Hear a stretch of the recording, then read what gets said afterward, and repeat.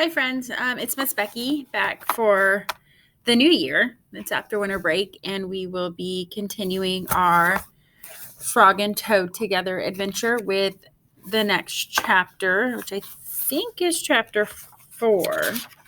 Let's take a look.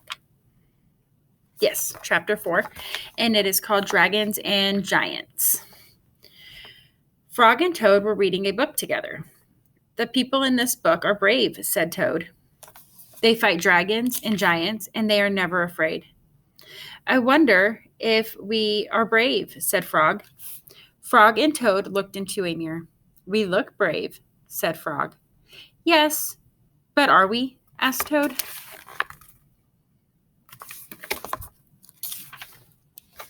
Frog and Toad went outside. We can try to climb this mountain, said Frog. That should tell us if we are brave. Frog went leaping over rocks, and Toad came puffing up behind him. They came to a dark cave. A big snake came out of the cave. Hello, Lunch, said the snake when he saw Frog and Toad.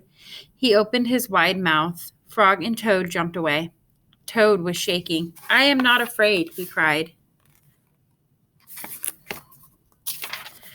They climbed higher, and they heard a loud noise. Many large stones were rolling down the mountain. It's an avalanche, cried Toad. Frog and Toad jumped away. Frog was trembling. I am not afraid, he shouted. They came to the top of the mountain. The shadow of a hawk fell over them. Frog and Toad jumped under a rock. The hawk flew away. We are not afraid, screamed Frog and Toad at the same time.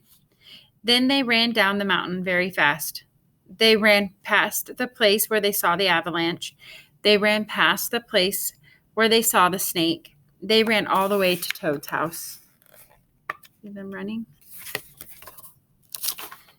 Frog, I'm glad to have a brave friend like you, said Toad.